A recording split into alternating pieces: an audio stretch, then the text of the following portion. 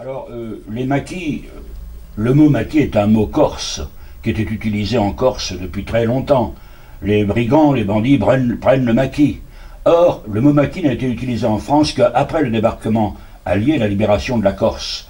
Parce qu'on entendait à la BBC, on entendait partout, les patriotes corses prennent le maquis. De nouveau, alors le mot maquis et maquisard est devenu commun en France. On n'en parlait pas avant.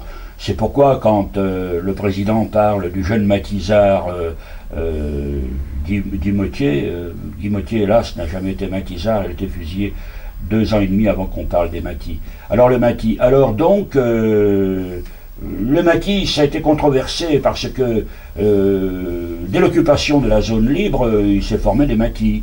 Les jeunes du STO ont pris le maquis, les réfractaires ont pris le maquis, certains même avant d'être armés. Et alors, la direction des francs-tireurs et partisans français, notre Front National, et le Front Patriotique de la Jeunesse, les dirigeants, étaient contre les maquis trop importants. Les gros maquis mobilisateurs n'étaient pas, du point de vue tactique et même stratégique, une vérité. C'était pas vrai.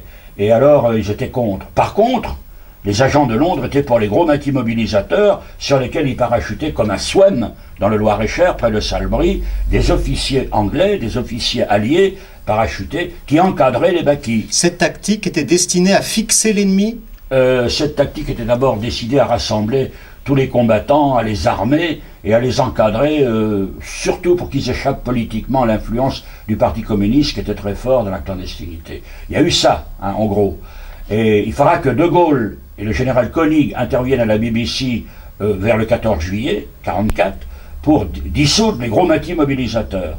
Et les officiers allemands prisonniers m'expliqueront après, et en Allemagne notamment en 1945-1946, que nos gros maquis mobilisateurs étaient une erreur stratégique, tout à fait, qu'on mobilisait dans un endroit facile d'accès un grand nombre des meilleurs résistants avec un armement léger parachuté, et que eux attaquaient, après avoir envoyé leurs agents indicateurs dans les maquis, leurs mouches, et ils attaquaient avec des moyens supérieurs.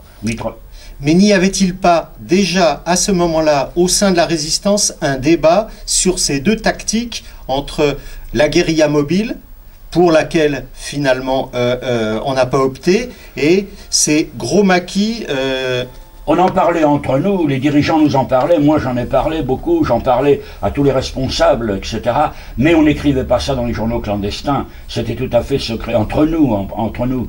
Les Allemands nous ont dit, on attaquait avec des forces supérieures, des mitrailleuses lourdes au lance-flammes, avec des blindés, aviation, on avait envoyé nos mouchards à l'intérieur, vous perdiez tous vos meilleurs combattants d'une région, et nous ça ne nous coûtait pas grand-chose. Alors on disait, oh, ils ont attaqué tel maquis, il y a eu tant d'Allemands tués. C'était du bidon, très souvent c'était du bidon. Et on perdait tous nos meilleurs résistants. Et après le 14 juillet, quand De Gaulle est intervenu à Koenig, alors là, on a dispersé en des milliers de petits groupes de 10 à 20 avec 2 fusils mitrailleurs, du plastique, des mines antipersonnelles et tout, sur les routes, partout. Alors là, les officiers allemands m'ont dit, après prisonniers m'ont dit, alors là, nous avons été scotchés, littéralement, fixés. On mettait nos blindés sur le rail, ils tombaient 100 km plus loin dans le ravin. On arrivait dans une ville, tout le carburant avait brûlé, on ne savait pas si c'était la Royal Air Force ou les terroristes. C'était quelque chose de terrible. Vos petits groupes, ça a été quelque chose de terrible. On était harcelés.